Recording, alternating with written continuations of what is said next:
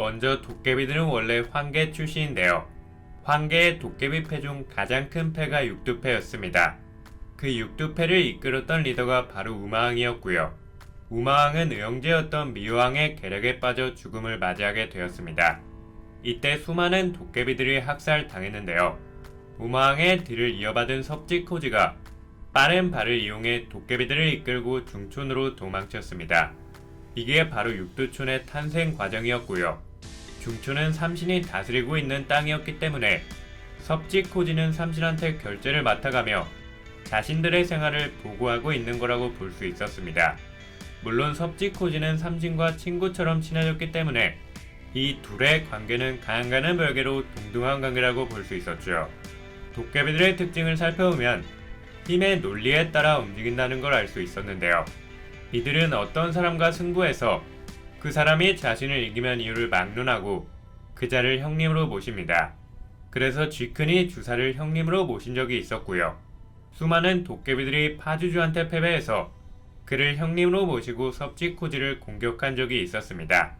장강남 또한 수많은 도깨비들의 형님이 되면서 그들의 도움을 받아 중촌에 쉽게 침입할 수 있었죠. 그런데 장강남의 경우는 좀 달랐던 게 도깨비들한테 진짜 좋은 사람이라고 인정받았습니다. 도깨비들은 정이 많다는 특징도 있어서 한번 형제로 인정한 자에게는 자기 목숨도 내줄 정도로 충성을 다하는 면이 있는데요. 그래서 섭지코지는 자신들을 대신해서 사신들에 대적하고 육두촌을 지켜준 장강남한테 고마움의 표시로 자신의 다리를 선물해준 거라고 볼 수 있었고요. 도깨비 특유의 기술인 요술을 가르쳐주면서 장강남이 강해질 수 있게 도와준 거라고 볼 수 있었습니다. 참고로 도깨비들은 사신처럼 압력을 사용하는 게 아니라 노력을 사용한다는 점에서 좀 달랐는데요.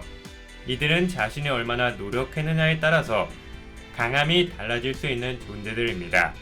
그래서 작중에서 도깨비들이 패배했을 때 자신의 나약함을 한탄하며 놀고 먹던 날들을 한심하게 회상했던 장면이 많이 나왔던 거죠. 섭지코지는 도깨비들을 이끌고 있는 하르방인데요. 서양 지부 팀장 파주들을 상대로 압도했을 정도로 실력이 좋은 도깨비였습니다. 하지만 자신의 전부였던 다리를 장강남의 잘린 다리와 바꾸면서 제대로 걷는 것조차 힘들게 되는데요. 장강남이 개표자로 완전히 각성하니까 다리가 잘려나가는 지경에 이르게 됩니다. 그런데 헬퍼일 에필로그에서 너를과 형이식을 하겠다는 떡밥이 나온 만큼 다시 재기할 가능성이 높은 캐릭터라고 보시면 되고요.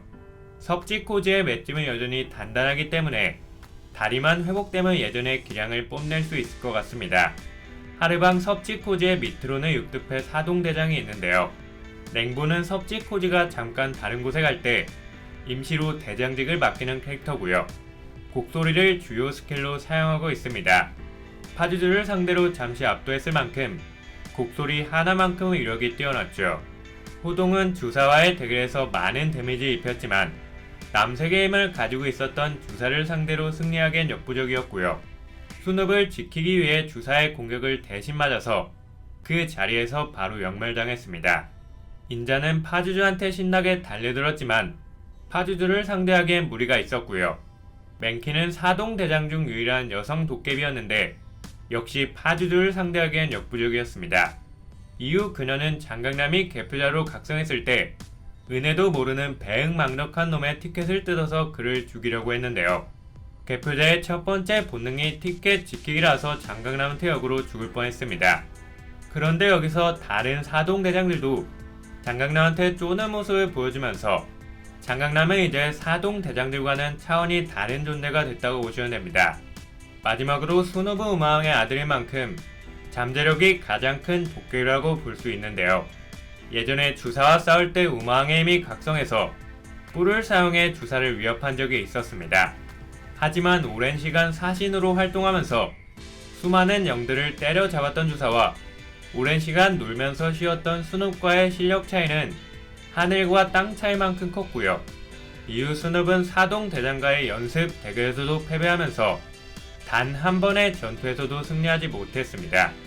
아직 사동대장보다는 약하지만 노력하면 할수록 강해지는 도깨비의 특성상 훗날 우마왕의 힘을 자유자재로 다루게 된다면 엄청나게 강해질 캐릭터고요. 누구보다도 장강남을 따른 만큼 이후에도 계속 장강남이 죽지 않도록 명당과 암당 세력 둘 다 견제할 것 같습니다.